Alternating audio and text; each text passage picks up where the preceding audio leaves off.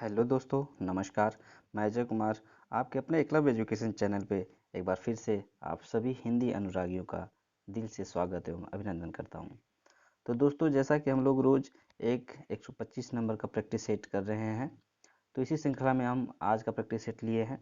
तो आइए पहला प्रश्न देखते हैं। कुवलय माला कथा की रचनाकार हैं। तो कुवलय माला कथा के रचनाकार कौन है?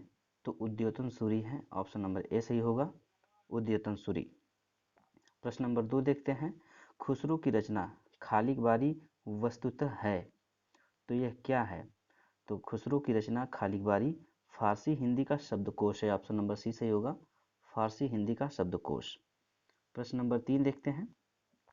किस समीक्षक ने विद्यापति की पदावलियों को जीव और परमात्मा के संबंध का रूपक माना है? तो किसने माना है? आनंद कुमार स्वामी जी ने माना है। तो ऑप्शन नंबर बी सही होगा, आनंद कुमार स्वामी। प्रश्न नंबर 4 है। सिंधी भाषा का विकास अपभ्रंश की किस बोली से माना जाता है? सिंधी भाषा का विकास अपभ्रंश की किस बोली से माना जाता है? तो ब्राचड़ से माना जाता है। सिंधी भाषा का विकास अपभ्रंश की ब्राचड़ बोली से माना गया है। ऑप्शन नंबर ए सही होगा, ब्राचड़ से।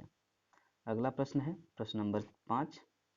इनमें से कौन सी भाषा भारतीय संविधान की 8वीं अनुसूची में नहीं है? तो 8वीं अनुसूची में कौन सी भाषा नहीं है? बोडो है, डोगरी है, संथाली है, मैथिली है। तो इसमें ऑप्शन नंबर डी सही होगा, भोजपुरी नहीं है। Option number D. अगला प्रश्न देखते हैं प्रश्न नंबर 6। इनमें से किस शब्द का उपसर्ग नहीं है? तो किस शब्द का उपसर्ग नहीं है?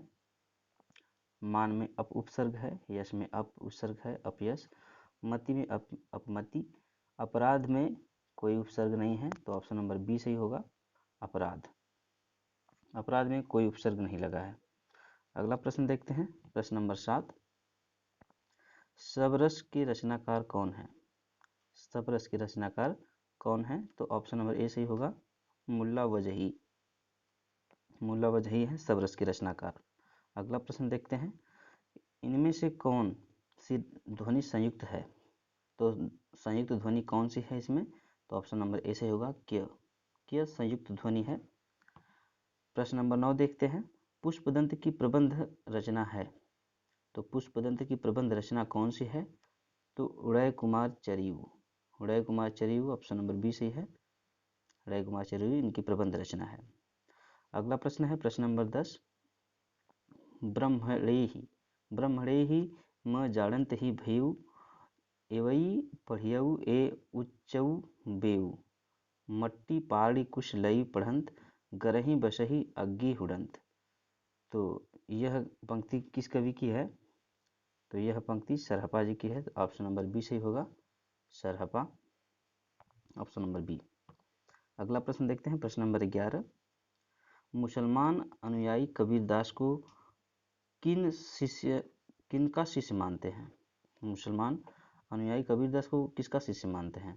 तो ऑप्शन नंबर ए सही होगा, शेख तकी का शिष्य मानते हैं, ऑप्शन नंबर ए। अगला प्रश्न देखते हैं।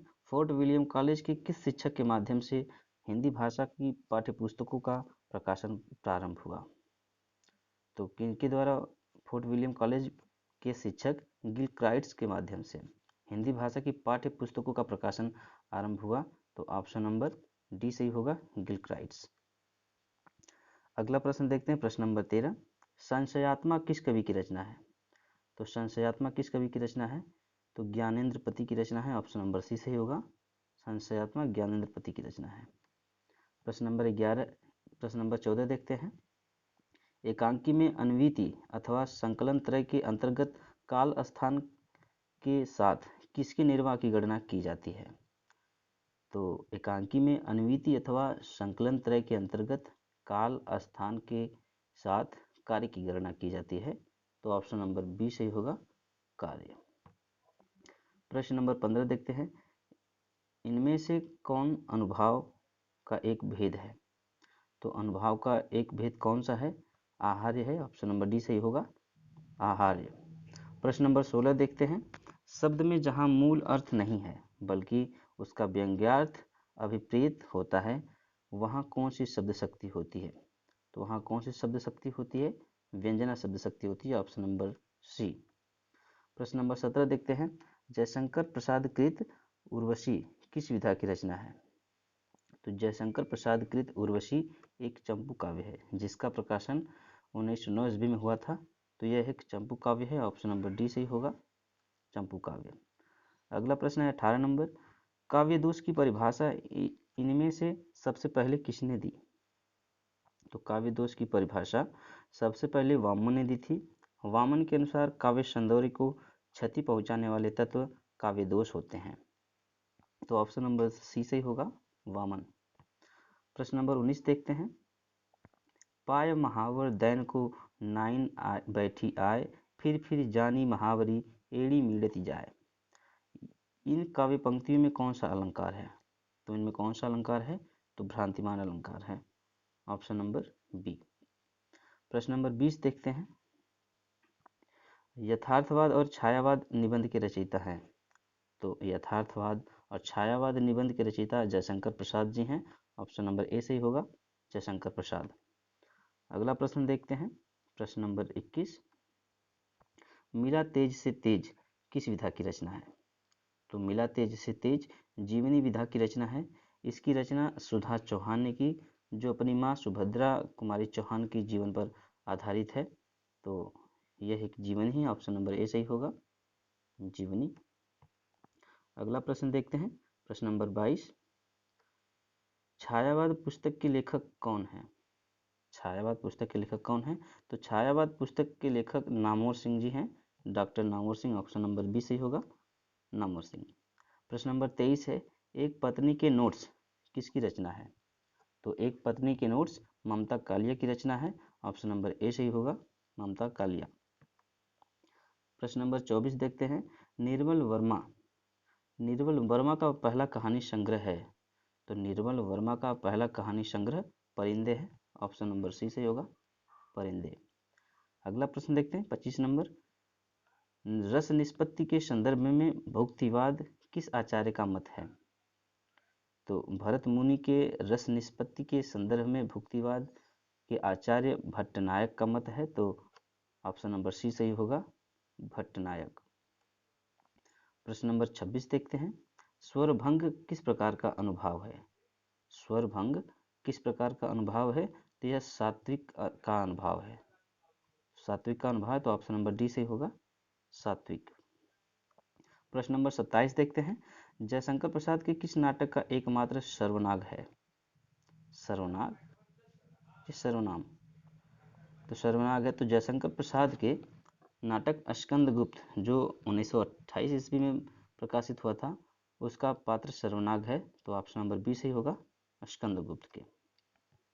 प्रश्न नंबर 28 देखते हैं। निम्नलिखित में से कौन सा नाटक स्त्री समस्या से संबंधित नहीं है? तो चिड़ियों का एक झालर जो 1969 ईस्वी में प्रकाशित हुआ था, अमृत राय का नाटक है। इसमें स्वतंत्रता प्राप्ति के बाद की सामाजिक व्यवस्था का चित्रण है। इसमें स्त्री समस्या को नहीं उठाया गया है। तो ऑप्शन नंबर बी सही होगा, चिड़ियों की एक झालर। प्रश्न नंबर 29 है।